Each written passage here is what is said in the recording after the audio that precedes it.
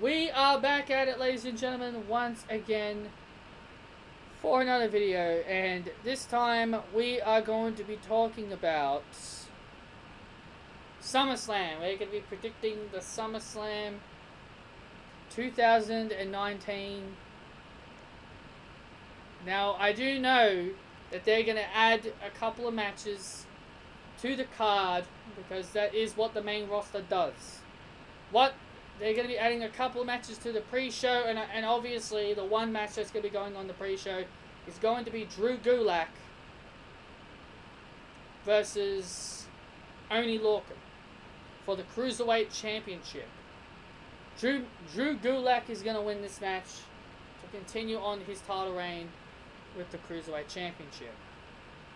Trish Stratus versus Charlotte Flair. Honestly, this is just a dream match. And all these fans are upset that Trish Stratus said that this is going to be her final match. People want her to take on Sasha. People want to see her take on Alexa. Well, the people that care about Alexa Bliss want to see Trish Stratus take on Alexa. Honestly, guys. Trish Stratus is getting old. She's 43 years old.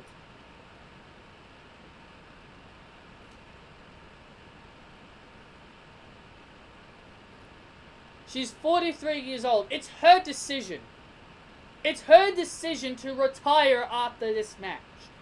You can't just grab her by the arm and say, no, wrestle Sasha, wrestle Trish, wrestle Alexa. If she wants to retire after this match, good.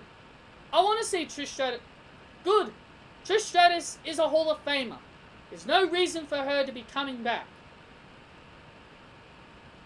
Charlotte Flair is going to win this match. Charlotte Flair is going to win. And now, I know what some of you are going to say, Albert. I know some of you are going to be like, if you've been watching my videos, some of you will be saying, oh, but you said they're in Canada, so Trish Stratus is going to win. Yeah, that is true, but this is one match. I think they're probably going to ignore the fact that she's from Canada. Again, people have lost in their hometown. People have lost in their hometown before. So, at the end of the day, I just think this is what WWE is going to do. This is WWE after all. They're going to have... And besides, Trish Stratus shouldn't be coming back beating anybody anyway. She should be putting over somebody. As much as I agree that they're going to be in Canada, and from what I said the first time, that I think they probably will have Trish Stratus win. But then again, this is Charlotte Flair. If this was anybody else, if this was Sasha Banks or Alexa Bliss, maybe Trish Stratus would have gone over. Because this is Charlotte, I don't see them doing it with her. So my pick is Charlotte to win. Goldberg versus Dolph Ziggler. Goldberg's going to win. This match will be over in 10 seconds. Spear and jackhammer. AJ Styles takes on Ricochet for the United States Championship. I think they've only done this, as far as from what I've heard, that they're probably going to have Ricochet win this match, just so then Ricochet can get his big moment. But they already gave him his big moment at Stomping Ground when he beat Samoa Joe. So, I don't understand this. At all. If Ricochet was meant to be the United States Champion and you wanted to give him a big moment, maybe you shouldn't have given him the title at Stomping Grounds. You could have had Samoa Joe and Ricochet feud on for a couple more months to SummerSlam. And the OC, I really love the OC. The OC are so great. I enjoy what they do. But at the end of the day, guys, I don't really think AJ Styles needs a title to be a relevant superstar. He's already a made superstar, so I don't really think AJ Styles needs the United States Championship. So I will agree. I think Ricochet should go over here and win the United States Championship, and then from there, Ricochet can go on and have a long title run, so then that way we can finally have a babyface champion. I think Ricochet. Again, I love the fact that people said Ricochet was doomed to fail on the main roster, and look at how much of a superstar Ricochet has become. Seriously, this is the thing I love. I love the fact that people give up so quickly. Ricochet has become much of a bigger of a star now, and obviously he will become a bigger star on the main roster. He's competing on SummerSlam.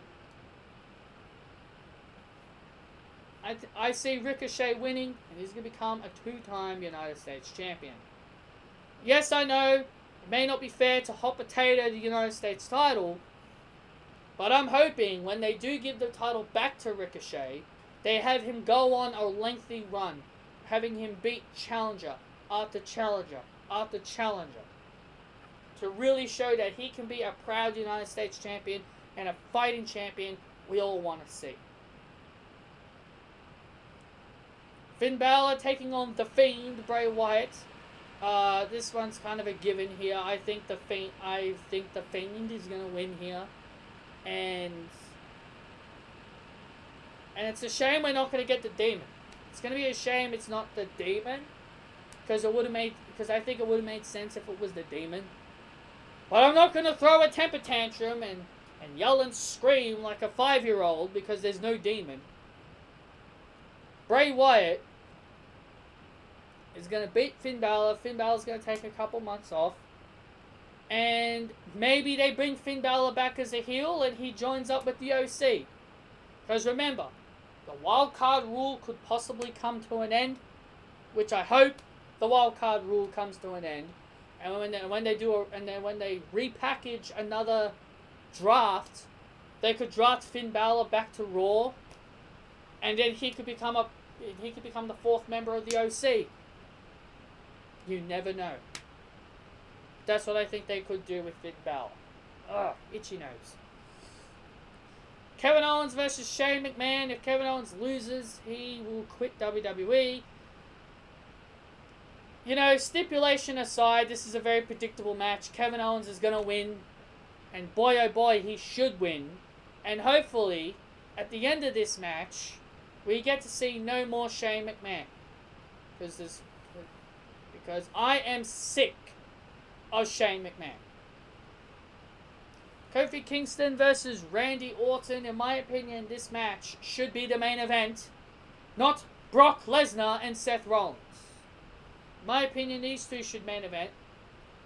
Now, I've been saying for a while, since this match was announced, you guys know I'm a big Randy Orton mark. You know I'm a huge Randy Orton mark, as people say. But I say fan. Randy Orton's my boy. He's my idol. He's the guy I've been looking up to since I've started watching professional wrestling. Biasism aside, I think they're going to have Kofi Kingston possibly retain. It could be a possibility they have Kofi Kingston retain the WWE Championship. And you know, I'm glad they've made Kofi Kingston a long champion, because it really just shows that these people said Kofi Kingston was only going to have a 1-month title run and they're going to give it back to Daniel Bryan. So I'm actually kind of glad that they've been running with Kofi Kingston for this long period of time. As much as I want my boy to become the WWE champion, I don't think they're going to take it from Kofi Kingston. The storyline that they have built with these two has been the best built storyline. Randy Orton's been telling Kofi Kingston a lot of true facts. It was Randy Orton who stopped Kofi Kingston's push in 2009, 10 years ago. It was Randy Orton that injured Ali Ali was going to get that big, massive push to the WWE Championship, but Randy Orton injured him. And now look at Ali. Kofi Kingston got that spot because Randy Orton injured Ali. So Kofi Mania is because of Randy Orton, as what Randy Orton said. This storyline has possibly been the best built storyline out of all the matches at SummerSlam. So it makes sense for this match to be the main event. Now obviously there's no Roman Reigns, no Samoa Joe, no Braun Strowman. It is quite weird to see none of these guys competing at SummerSlam. But in my opinion, they're probably going to do something with Roman Reigns, where he's probably going to be in another segment to try and call out, maybe he's going to call out Daniel Bryan and Rowan if they did run him over. That's probably what they're going to do with Roman Reigns. They're probably going to add a couple of matches. They'll probably add maybe the Intercontinental title or one of the tag team titles, Raw, SmackDown, or Women's title. Probably place that on the pre-show. You know? They'll probably place one of those matches on the pre-show. So, they're going to do something. They're going to add a couple of matches. So, they're probably going to do something with Roman. So, I think Kofi Kingston's going to retain.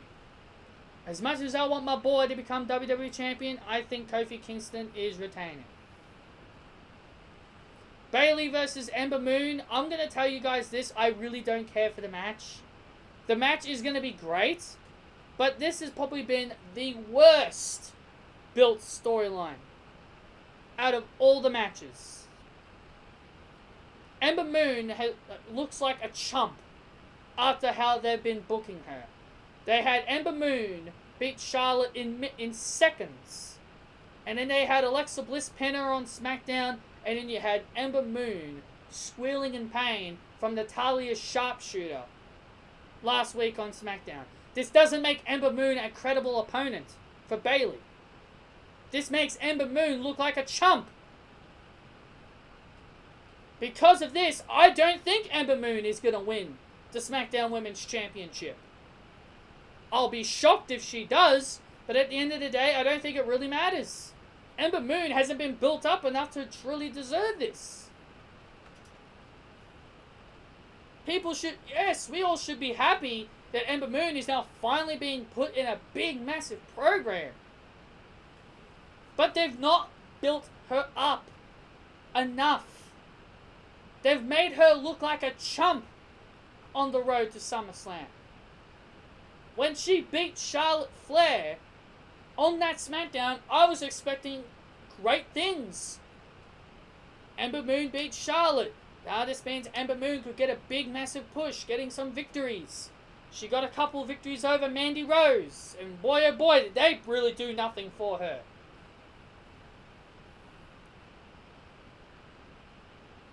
So Ember Moon hasn't really been built up enough, in my honest opinion.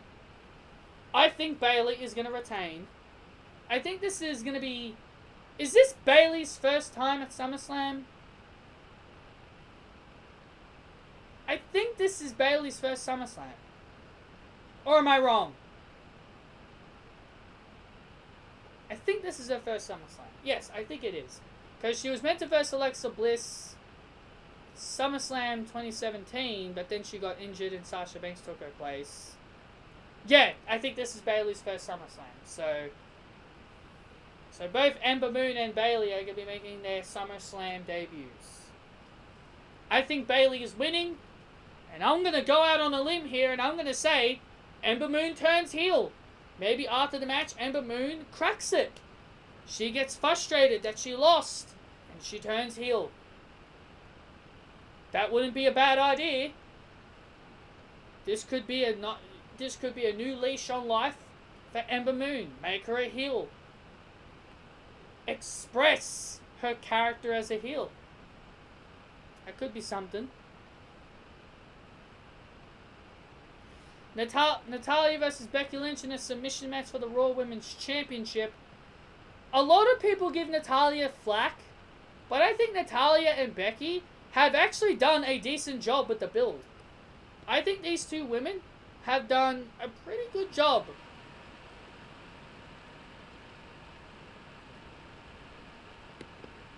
I think these two have done a pretty good job with the build.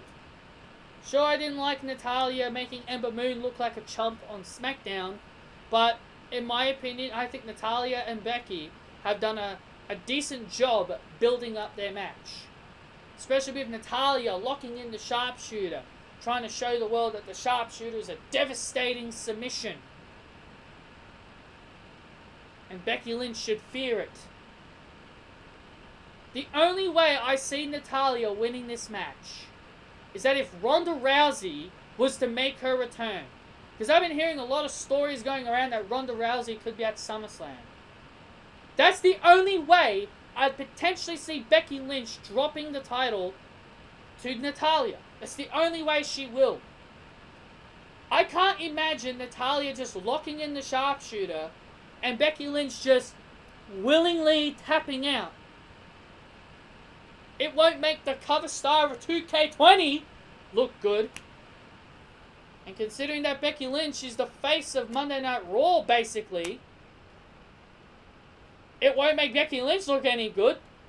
Since she got past Lacey Evans like 3 times, and then she taps out to Natalya. The only way I see Natalya winning that title is by Ronda Rousey returning. It's the only way.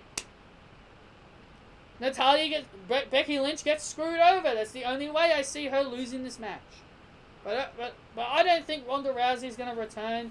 I think they're going to go with Becky Lynch to retain. I think they're going to have Becky retain with the disarmer on Natalya. Natalya is only in this match because they're in Canada. It's the only reason. Brock Lesnar versus Seth Rollins for the Universal Championship. I honestly hope Brock Lesnar is a transitional champion, guys. I really am hoping that Brock Lesnar is a transitional champion. I am so sick. I'm just so sick of Brock Lesnar being the champion. I'm tired of it. I am so sick of it. This guy is always champion. You can, if you want to make Brock Lesnar an attraction, there are other ways to do it. There are other ways to make this guy a special attraction.